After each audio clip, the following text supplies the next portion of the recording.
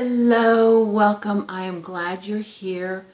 You know, I say that every time, but in the spirit of our Thanksgiving that we had just a few days ago, I want you to know that I am well and truly thankful that you are here.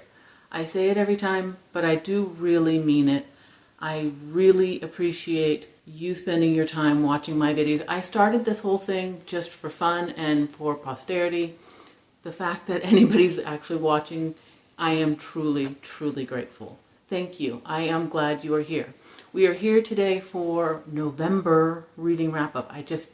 Mind-boggling. I had a good month, but not a great month. I had the highest highs and the lowest lows. And the lowest lows, I probably put it in the description, Chronicles of Narnia. Go figure that would be the lowest. But okay, before we get into any of that, a few statistics, not too many because this is going to be a long video. You already know that. I don't know how long it's going to be yet. I read 12 fiction and 1 nonfiction, so not bad, 13 books. 4,260 some odd pages. I don't know exactly how many because my nonfiction book is not in either Goodreads or the Storygraph, and I haven't bothered to count up the pages because I don't really care all that much. I'm looking down at my notes just in case you see me looking down. I read 5 middle grade, just one young adult. I really need to work on that. And 7 adult books. 25% was print and 75% was audio. Not really a surprise, but I'm trying to work on that. I had a little bit of a mild burnout, mainly because I have an allergy that has popped up into my left eye and it was kind of hard to read. It took me forever to read one book and then I just didn't for a while. So I took a couple days off. I read 9 fantasies. 6 were LGBTQIA representative, but they were mostly minor characters, secondary characters. But 1 was a main character. 3 classics, 3 romance, and 3 mysteries. 1 was historical and 1 was dystopian. And per my usual, I'm going to do middle grade first, and I will timestamp somewhere the young adult and adult. As I mentioned, I finished Chronicles of Narnia, and I wish I hadn't. I really, really wish I hadn't. So I was so upset with it that I was ready to get rid of my series, this set here. I still don't have The Horse and His Boy, but I was ready to just unhaul this whole set. Now, I still have one book that has all the stories. I wouldn't have gotten rid of that one. And I might still get rid of these. I just don't know. But first we're going to talk about the order because there are so many different orders that you can read the book in. In my set, book 1 is The Magician's Nephew. And I honestly believe you should read that first. That's what the author intended to be first. And you get a certain understanding at the very end of the book. Second is Lion, Witch, and the Wardrobe. In this set, 3rd would be The Horse and His Boy. And I agree with that. 4th is Prince Caspian. The Horse and His Boy is a side story, what we would call like a 2.5 or a 3.5 in today's numbers. And you don't need to read it at all. It has absolutely nothing to do with anything else other than some of the characters are in it. My understanding is it takes place during Lion, the Witch, and the Wardrobe. Then Prince Caspian, then Dawn Treader, The Voyage of, and then The Silver Chair, and last, The Last Battle. Okay, so I started The Silver Chair because I had it and I was going to read it, and not knowing which order was what. Few pages in, not very far at all, it mentions The Horse and His Boy. So I stopped that, went back, I started The Horse and His Boy, and it is completely a side story. It starts in Colorman, which is a land outside of Narnia. There are a couple different lands around Narnia, and so this is one of the ones that's outside of Narnia. We meet a fisherman and his son. It's not really his son, it's actually his slave. The boy doesn't know that. He thinks of the man as his father, but he's really a slave. They're very poor, and they work very hard. Along comes a man, I forget if he had a title, but he seems very important. He was described as having a turban and a very red beard. And he's on a very magnificent war horse. Well, he demands lodging and food for the night. And since there's no room, the little boy's going to sleep in the stable. So he's kind of talking to the animals. And well, his horse answers back. And it turns out that his horse is a Narnian horse. And it turns out that that man has come to visit the fisherman specifically to buy the boy because the boy is Narnian and he wants to have a Narnian slave. So the boy and the horse, or the horse and the boy, decided to escape in the middle of the night. They encounter a girl on a horse, and that horse is also a Narnian horse. She is Calormen, but she is about to be, her father wants to marry her off to an old man, and she doesn't want to get married. Now, they are both about 11 or 12 years old, but apparently that's the way in Calormen. So the four of them, the two horses and the two kids, are journeying to Narnia. And there are adventures along the way, and things happen. The story itself is not that interesting, but it's not that bad. It's okay. The sexism and the racism in this book were really hard to swallow. And I just kept telling myself, oh, it was written in the 50s. It's okay. But it probably wasn't written in the 50s. It was probably written in the 60s. I don't know, but somewhere along those lines. So then I finished that. I went to Silverchair. And Silverchair, Eustace comes back. He was in Dawn Treader. He's the cousin to Peter, Susan, Edmund, and Lucy. And he comes back with a classmate named Jill. Aslan has set them to the task of rescuing a prince that has gone, first finding him and rescuing him. He's gone missing. And so they do that. And so this one was actually not too bad. It was a journey type story again. And the kids go, oh, who is the... Okay. So Eustace and Jill are sent to rescue this prince, and they are traveling with a character that I can't remember what his name was. He's a marshmallow. Oh, okay. So Eustace and Jill are traveling to different lands or different parts of the land that they're in. I'm not sure actually, where there's giants and they're going to go into a cave. And they're traveling with Puddleglum, that's his name, and he's a marshwiggle. And I loved him. I loved that character. He was fun. He was very optimistic in a very negative sort of way. So he was fun. I liked him. After the Silver Chair, I read The Last Battle. And that's where it went from bad to worse. I mean, really, it just... Okay, The Last Battle. It starts off with an ape.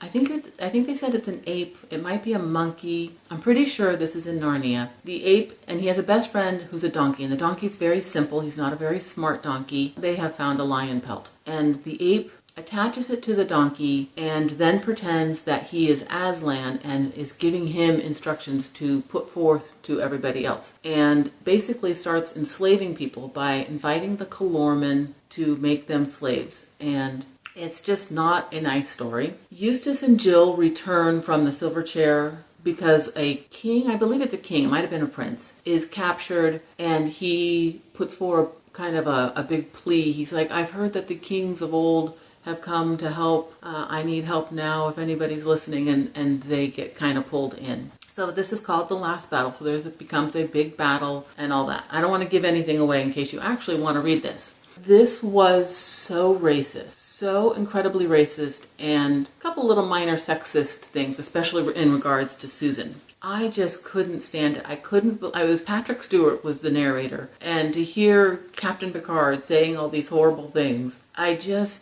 mean, they literally were calling the Calormen darkies. Yeah. So I finished it. So what did I rate the books? The Horse and His Boy, I gave a 2.5. A lot of that's because I chalked up the racism and the sexism to it being written a long time ago. And it is a little bit boring and has nothing to do with the characters that we know and love. The Silver Chair was not as bad. A little bit of annoying parts here and there. I gave it a 3.25. The Last Battle, 1 star. I probably shouldn't even give it that. It just, please don't read it and don't ruin your good, fond memories of Lion Witch in the Wardrobe. The other part that I didn't like about it is how it ends. And I don't mean that it has a sad ending. And I've basically known how it would end, I think probably my whole adult life. But because the last 90 pages or so are this really weird kind of a journey thing. It's just completely different style of writing, different tone, just different. So that's the Chronicles of Narnia. Now, right after I finished those, I did read a little biography of C.S. Lewis. This was not in Goodreads or or the story graph. So I was hoping that it would tell me that he had a terrible experience in India or something, that's why he had all these racist comments, but no such luck. Okay, next on middle grade, I read The Poisoned King, which is book 2 of Impossible Creatures. I'll put the book up. In this one, Christopher is called back to the archipelago. Christopher is from our world, but he is a caretaker of creatures, and so he's been called back to the archipelago to help the dragons, because the dragons are dying. They're dying by like the handfuls, and they live for thousands of years. They don't just die. So something's going on. So he's being called back. He goes to the way between and comes out, and there is, what is her name? I can't remember what her name is, but she's the Sphinx, and she tells him that yes, you need to help the dragons, but there's also a princess. Her life is in danger. He gets on the Sphinx. They're going to fly over and help the princess. Then we get several chapters about the princess. So we're getting her backstory, we're getting the drama that's going on and why she needs saving. And then finally back to Christopher. In this book, it was a little bit more back and forth between the characters. In The Poisoned King, not so much. Not until they were together. So it took several chapters for Anya, the princess, and Christopher to meet up and start working sort of together, and for them to realize that they needed to work together to solve both of their issues. I really liked it. There's something about this one and the Poisoned King that make it, I don't know, if I put the book down, I just don't feel like picking it back up again until you get to the 60-75% range where the heightened action, and then I don't want to put it down. So they are really good books. They're just not perfect books, not for me. So I gave, not this one. I gave The Poisoned King 4 stars. Now, if you'll notice, there was no Newbery book in that list. That's because I had my whole allergy thing, and I was going to read The Paperboy, and I am reading it. I got a few pages in. I think I'm about 20% in.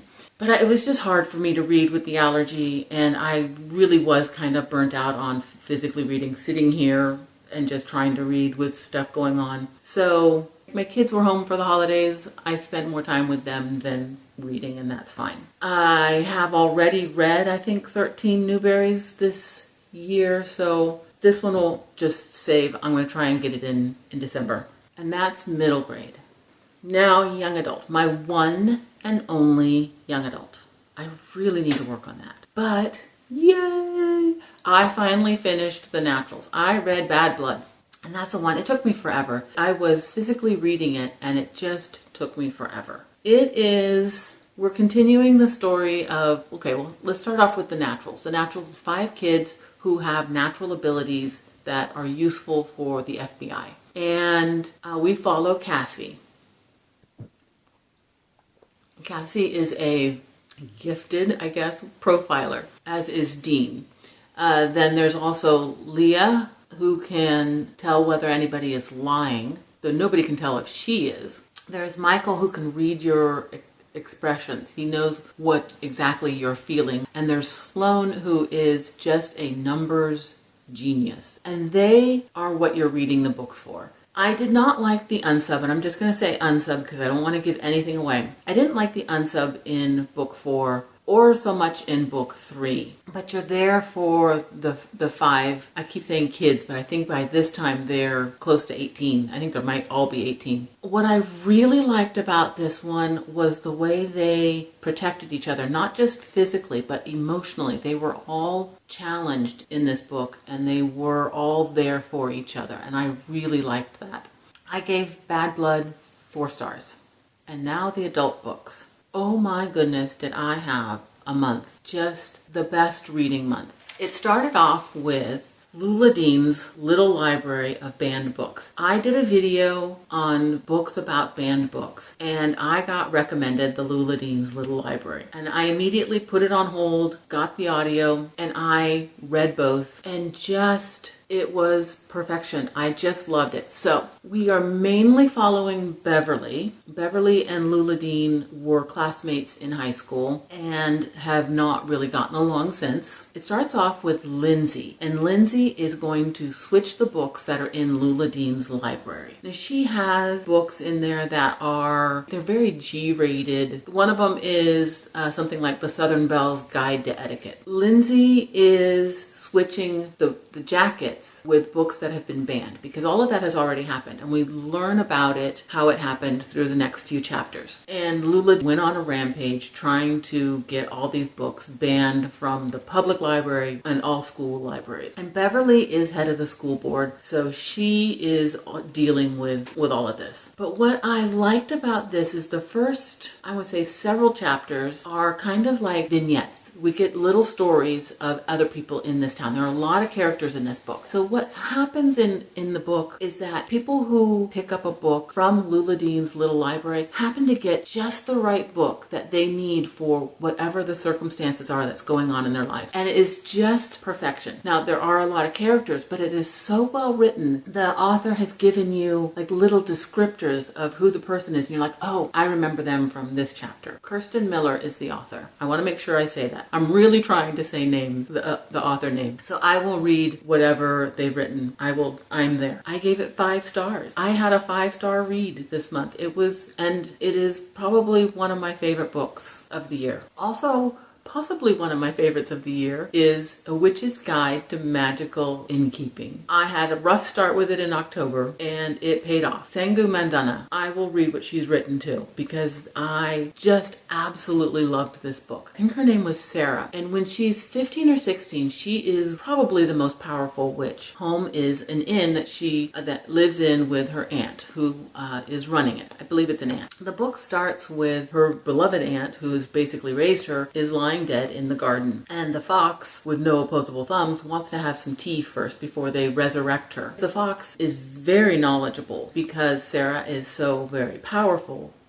Combined, they can do this very illegal resurrection spell. She does it, she's successful, but then she's lost most of her power, like almost all of her power. So she is no longer the most powerful witch. And then it skips to, I don't know, like 10, 12 years later, I forget. She's in her 20s and she's still at the inn, and they have different people who live at the inn. They don't just stay there, they live at the inn. And we learn more about the world, the people, and it's very much found family. It's sweet. There's a slight storyline of a sapphic romance. Her storyline is a straight romance, while she needs to navigate this world where she doesn't have that much power. And it is just absolutely adored it. I gave it 4.75. Now, I struggled with that because I loved it, but why didn't I want to give it 5 stars? And I could not figure out why. I still haven't figured out why. So I basically tell myself I gave it a 4.9 from reading Witch's Guide to Magical Innkeeping, that I am a cozy fantasy girl. That is what I like. That is who I am. So what did I read next? The Tainted Cup. Anything but a cozy fantasy. The world building in this is so thorough and so complete. This is by Robert Jackson Bennett, and I'm going to put it up close. It is so thorough and so detailed, and whatever else you can say to describe how thoroughly not cozy fantasy this is. Let's go with that. This is basically a mystery that takes place in a fantasy world. What I really liked about this was the enhancements. People get enhancements, and our main character is... the town is Deratana. We are following Dinioscol, and he has been enhanced. So he'll take a vial. He has pockets, and he has a vial, and he'll smell it. Say it's like lavender mint. And then he goes to the crime scene, and everything he sees and hears and says and does and whatever, and anybody else sees and hears and says and does, he'll remember. Perfect. And then all he would have to do is smell the lavender mint again, and it'll all come back, and he can, as I think he says, regurgitate it all out. This investigation is his first. It's in the grandest mansion in Deratana. It's an imperial officer who's had a tree sprout out of his body. not the best way to go. This is his first case. So he reports to Anna de Labra. She's the prime investigator, but she's kind of a quirky character. There's actually several things that they sort of investigate, and when they're trying to decide whether they're related or they just happen to be at the same time or what. Just absolutely loved this. I gave it 4.25. Only reason I marked it down, I guess you could say, was because it is so detailed. I will, however, continue. The third book is coming out in 26, I believe. So I'm going to time the second book to be about halfway between. And then I was going to read The Last Fairy Door, but I couldn't read The Last Fairy Door after reading this. So instead I went to history lessons. I loved it. Absolutely loved it. Cozy mystery. Love a good mystery. This is how you write a mystery and sneak in some social commentary. Because Daphne Uvacher is a newly minted professor at this. It's a prestigious university, very small university, somewhere on the East Coast. They never really say. She has this ability to remember everything that she reads. And so different teachers have learned that they can bring her paper and say, do you think that this is plagiarized? And as long as she has read the works, she'll remember. So there's that. I loved that about this character. Daphne, she teaches French history. He teaches archaeology. I believe it's archaeology. They know each other because it's a small university. But other than that, they don't ever talk to each other. They're not friends or anything. When he knows his demise is coming, he deletes all of his research and sends Daphne a text. She sees the text. She's like, and it's really poorly worded French. She deletes it and then she's like, maybe I'll check on him. She types in, she replies, are you okay? It isn't until the next day that she learns that he's been murdered. And she can't stop thinking about the text. And because the way the words work in her head, and then she has a missing book, and so she's trying to figure that out. So there's all sorts of stuff going on in her life, including constantly being asked, are you a student here? No, I'm a professor. Oh, you're a professor. You're so young. Constantly being called Tiffany because Tiffany's the other black professor in the department. So people can't obviously keep them straight. There were a couple things I didn't like about it. I can't give it away. I'm just going to say her background, Daphne's background, seemed a little too convenient for me. And then there are some scenes that seem slightly ill-timed, though people deal with stress in different ways. So, sure. I gave it 4.5 just to knock out some points for that. But I loved it. And it's by Zoe, there's an initial, Zoe B. Walbrook. I think it's a B. Debut author. So it's her first book and I gave it 4.5 and I love it. So then I did The Scholar and The Last Fairy Door. Whew. Okay. I can't believe I started that 10 months ago. I finally looked it up. When Tristan of the Classics came out with his reading 12 pages a day tip for getting through a huge amount of classics, I had that huge book sitting here. I'm like, I'm going to read 12 pages a day. And I did that and I read several chapters. But then the book was due. And so I knew I wanted to finish it this year, so I did. And I loved it. Loved it, loved it, loved it. So I don't remember what anybody's names are. So it starts off with, her name's Clover Hill. It's during World War I, so it's historical. She's in our world. Her brother wants to go fight in the war. He does. They learn about magic when he gets returned and he's injured, but not from like a bullet, but from a fairy curse. He has a fairy curse on him. Clover wants to heal her brother. So because she's learned that there is magic, she learns magic. She gets herself good enough that she can pass the exam and go to university. Now, when she gets to the university, she finds out that there's two types of people who go to this university. The family, basically all the old rich people who have had magic their whole lives, and her. She's the only outsider. And she kind of feels it. Nobody's outright mean or anything. They just sort of ignore her until, I don't remember what his name is, the golden boy of one of the rich families. He noticed that she's studying fairy stuff and that's sort of where his interests are. He invites her into his little friend group. So there's 4 of them. They start studying the fairy magic, which is forbidden. Stuff happens. And then there's a time jump. And then they have to deal with the repercussions of what they did. It is just so good. And what I really liked about, because I loved the Roaring Twenties kind of thing, and especially because these families were rich other than Clover, I felt the Roaring Twenties, and I just loved it. I gave it 4.75. So after having two pretty serious fantasy, I went to the spell shop. Sarah Beth Durst, right? Yes, Sarah Beth Durst. I loved it. Now, I put this book off for the longest time because I think I was confusing it with something else. I thought that there was a bunch of spice in this book, and there's none. No spice whatsoever. Okay, so it starts off, Keela is a librarian in the Great Library of Elysium. She actually lives there. She has her little cubicle that she has basically moved in. It saved time from commuting. So she's very antisocial, sort of. She doesn't interact with people very much. There are mages that will come in and ask for a particular book or maybe a particular spell, and she has to figure out what book it would be in. She deals with some other librarians, because this is a huge library, but not very often.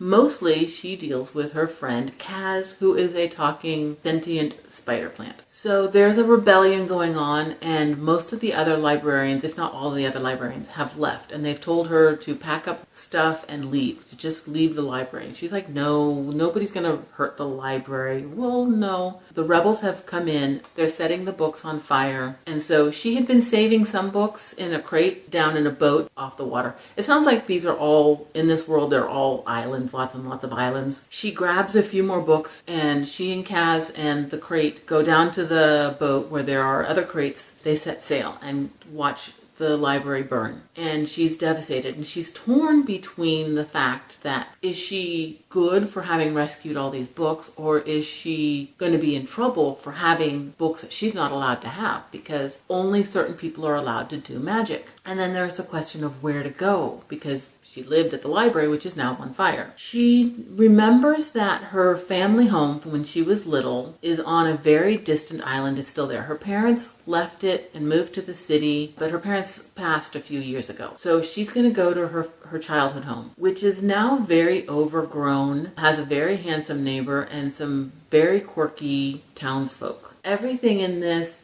just kind of comes together. She starts doing a little bit of magic for this and a little bit for that. She's trying to keep people away, but kind of needs them. And so it's very much a found family book, and I absolutely loved it. I gave it 4.5 stars. And now the last one. The last book, which was not a fantasy, it was a dystopian. To Cage a Wild Bird. I saw one booktuber talking about it. I have never heard anybody else talk about this book.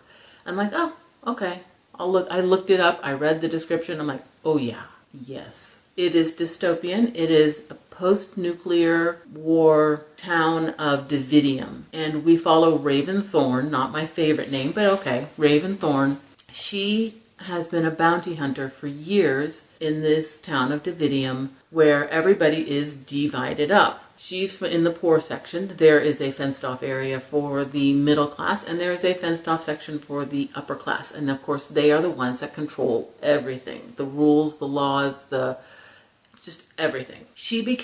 Raven became a bounty hunter because her parents were arrested years and years ago for being rebels. And she needed a job to take care of her little brother. Well, her little brother is now 18 and she's in her mid-20s. He has a job now and he gets in trouble. There's no court system. You get in trouble, you go to jail. The jail is called Endlock. And he has been arrested. And Raven needs to protect him, so she gets herself arrested, which is kind of problematic because a bunch of the people that are in the jail, she put there as a bounty hunter.